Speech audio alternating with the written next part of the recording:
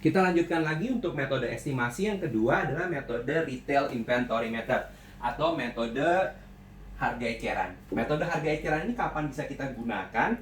Pada kondisi seperti ini, bahwa yang pertama adalah produk itu terlalu banyak, terlalu beragam, sehingga kita tidak memungkinkan untuk melakukan penilaian baik secara FIFO atau average. Nah, oleh karena itu, karena produknya sangat banyak, beragam, dan mungkin kita punya banyak toko yang dimana inventory kita sudah tersebar di mana-mana, di banyak toko, sehingga untuk melakukan stock of name satu demi satu akan memakan waktu yang lama, biaya yang besar, dan tingkat kecenderungan akurasinya juga kecil. Nah, sehingga untuk memperoleh inventory, data terkait inventory dengan cepat, nah kita bisa menggunakan metode retail. Nah, itulah disebabkan dikatakan metodenya estimasi. Kenapa? Karena ada kita menggunakan ada informasi-informasi yang tentunya kita generalisir ya, artinya informasi tersebut tidak langsung berdasarkan stock of name tetapi menggunakan data umumnya ya. Nah, di sini adalah kita melihat dari metode retail inventory ada cost itu adalah berdasarkan harga pokok, retail berdasarkan harga eceran, harga toko, harga pasar. Nah, bagaimana memperoleh harga retail itu adalah biasanya cost ini sudah ditambahkan dengan sejumlah profit markup. Jadi jangan heran kalau di dalam inventory tanggal 1 cost kita 27 juta tapi retailnya 33 juta karena ada unsur markup di situ. Tentunya harga cost itu adalah kantor pusat yang tahu, orang-orang tertentu yang mengetahui bagaimana kalkulasi ini. Kenapa? Karena terkait dengan informasi yang sifatnya privat bagi perusahaan ya. Sedangkan retail itu berdasarkan harga barcode atau harga yang ada di toko, harga jual kita kepada konsumen. Nah, itu bisa dikatakan harga retailnya ya.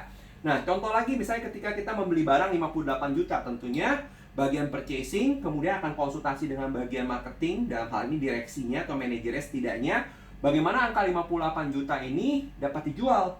Nah, dari beragam produk yang ada di sini, nah dapat kita simpulkan bahwa retailnya 62.500, berarti sudah ada terjadi markup di situ ya.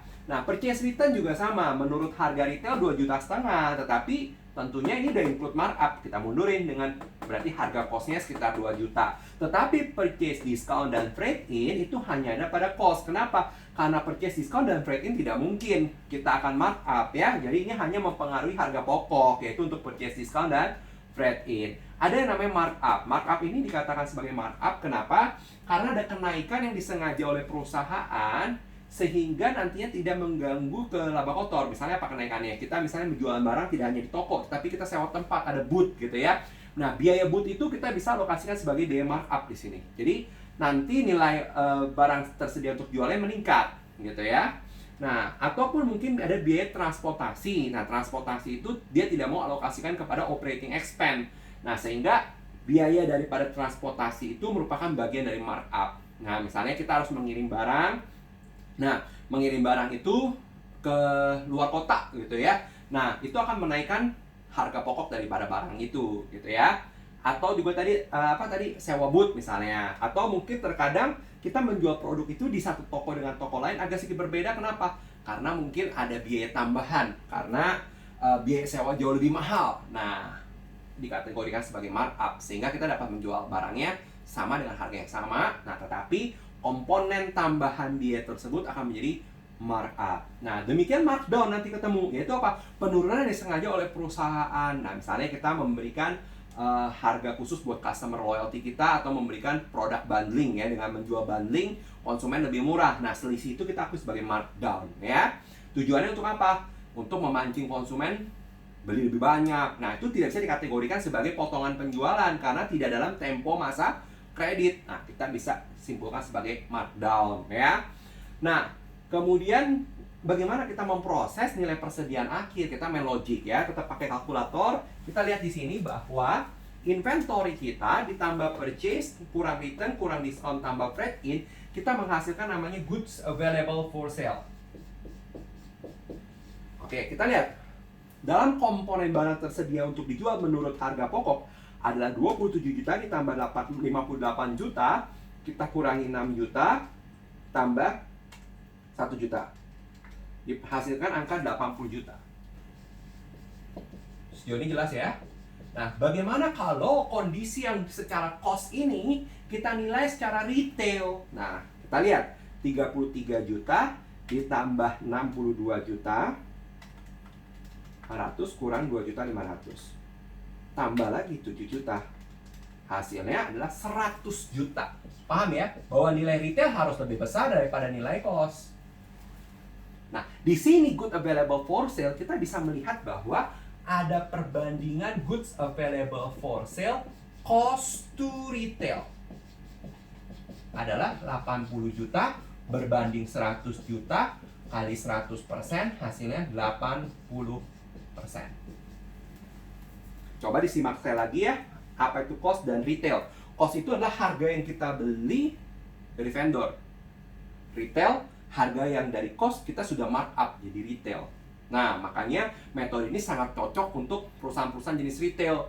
Contohnya, apa misalnya minimarket, toko-toko baju, ya, udah banyak, stoknya banyak, udah tersebar di banyak toko, di banyak cabang. Nah, sehingga kita mengandalkan informasi dari accounting dalam perusahaan untuk menghitung cost. Kita juga membutuhkan data input dari masing-masing toko terkait stok secara apa? Secara barcode. Karena di sini sudah terjadi apa? Proses markup. Paham dulu sampai sini ya? Jadi barang siap jual menurut accounting kita 80 pembukuan. Menurut toko atau retail harga pasarnya ada 100 juta. Berarti cost to retail 80%. Oke? Nah, kita pindahkan ke sini. Berarti good available for sale-nya ada di sini 80 juta. Dan di sini adalah 100 juta. Nah, logiknya ya, kita berjalan dari retail dulu. Kenapa? Kita cek di toko-toko. Kita punya barang katanya 100 juta konsen. Kemudian ada penjualan bersih. Nah, penjualan bersih dalam menghitung stok itu hanya penjualan kurangi retur. Potongan tidak boleh ikut. Jadi di sini yang disebut net sales itu adalah sales dikurangi sales return. Sales discount nggak boleh. Kenapa? Komponen net sales di sini adalah komponen net sales untuk menghitung stok barang. Kalau komponen net sales untuk menghitung berapa nilai penjualan yang mempengaruhi laba kotor, automatically harus dikurangi dengan sales discount. Tetapi dalam hal ini, ketika kita memberikan diskon ke orang lain, tentunya tidak akan mempengaruhi jumlah unit barang yang kita jual. Ya dong, kita jual barang 100.000, diretur 20.000. Berarti penjualan kita 80.000. Setuju ya? Berarti artinya mempengaruhi value daripada inventory. Coba lagi, 100.000 kita kasih diskon 20.000. Mempengaruhi apa? Cash yang kita terima. Yaitu berapa? 80.000. Tetapi barang yang kita kasih value-nya tidak berkurang. Ya dong? Coba saya ulang. Kalau barang 100.000, tadi ya, saya review dulu 100.000, ketika kita jual, ini sales, kita ada retur. Returnya 20.000. Berarti akan mempengaruhi apa? Mempengaruhi nilai barang yang kita, karena returnya barang itu dikembalikan lagi. Berarti akan pengaruh kepada nilai barang. Tetapi ketika kita kasih dia diskon sebesar 10.000 lah ya, tidak akan mempengaruhi nilai barang. Barangnya sudah cuma itu doang yang kita kasih, ya kan? Tetapi akan mempengaruhi nilai kas yang kita terima. Nah, karena kita sedang berhitung terkait dengan nilai barang, maka yang disebut dalam konteks net sales di sini adalah sales dikurangi sales return, ya. Oke. Kemudian ada markdown, ada employee discount. Karena perusahaan memberikan diskon khusus untuk karyawannya. Nah, sehingga diskon-diskon untuk karyawan itu akan mempengaruhi juga nilai persediaan barang. Nah, dalam hal ini kita lihat secara retail, barang kita udah terjadi pengurangan sekian banyak nih. Harusnya tersedia jual 100. Berarti sisanya berapa nih? 100 juta kita kurangi dengan 64 juta, kita kurangi dengan 400. Hasilnya 31 juta 500 ya. Ini menurut retail. Nah, kalau menurut cost, ya gampang. Jadi, kalau kita sudah mengetahui informasi 31.500.000, maka secara harga pokok tinggal dikalikan 80% dikalikan 31.500. Hasilnya adalah yaitu 25.200.000. Maka inilah persediaan yang diakui di akhir periode. Accounting akan buat jurnal, ya jelas. Jurnalnya income summary pada inventory yang awal 27 juta, inventory akhir pada income summary 25 200. Nah, metode yang pertama ini kita sebut dengan nama metode konvensional retail, ya. Konvensional method. Ada metode kedua. Metode kedua kita sebut dengan apa? Metode average retail method, ya. Average method. Metode average. Nah, bedanya di mana nih? Bedanya adalah kita harus memindahkan markdown sebagai bagian dari goods available for sale, ya. Markdownnya kita pindahkan. Berarti markdown 3 juta kita pindahkan nih. Oke, kita hapus. Markdown akan pindah ke sini. 3 juta tadi, ya. Oke. Akan pindah di sini markdownnya, maka akan mempengaruhi di sini nanti. Kita coba lihat, ya. Berarti ada markdown senilai 3 juta. Sip. Oke, secara cost tidak ada perubahan. Berapa tadi? 80 juta. Namun secara retail, tadi 100 sampai sini, ya. Kurangi 3 juta. 97 juta. Oke, persentase goods available cost to retail adalah 80 juta dibagi 97 juta kali 100%. Kita lihat berapa nih? 80 juta berbanding 97 juta. 82%. Oke, 82%. Nah, komponen ini akan berubah di sini 97 juta. Oke, tetap dikurangi 2 ini, ya. Hasil ini pasti sama. 97 kurang 64 kurang 1,5 ini pasti sama. Akan berbeda pada saat kita menentukan cost-nya. Jadi, berapa nilai persediaan menurut retail, harga eceran sudah dapat 31.500. Menurut harga pokok adalah 82% ya, karena dari persentase good available for sale, cost to retail adalah 82%. Artinya apa? Cost itu 82% dari retail. Maka persediaan akhirnya pun harus konsisten. 82% dari 31.500. Kita hitung, ya. 31.500 kita kalikan 82%. Hasilnya 25.830. Inilah nilai persediaan akhir menurut metode average method, ya.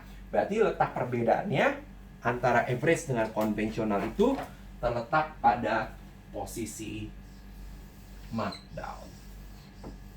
Oke, jadi saya ulang, metode retail inventory method adalah metode estimasi di mana menghitung nilai persediaan akhir dengan membandingkan retail terhadap cost, retail terhadap harga pokoknya. Nah, tentunya metode ini cocok digunakan untuk perusahaan yang memiliki persediaan yang begitu banyak dan punya toko yang banyak, sehingga persediaannya sudah tersebar di mana-mana.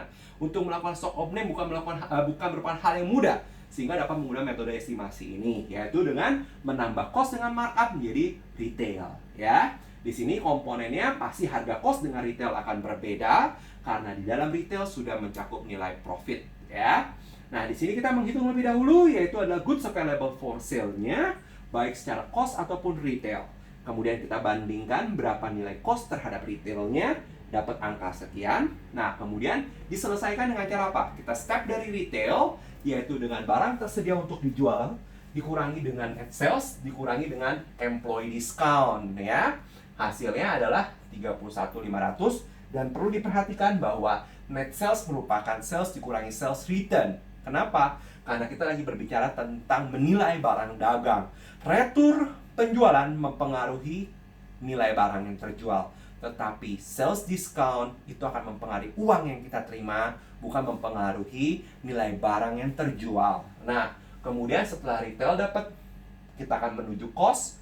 Nah, caranya adalah kalikan persentasenya. Nah, ada dua metode, konvensional dan average. Letak perbedaan keduanya ada pada kondisi markdown. Nah, silahkan dipelajari lagi lebih detail.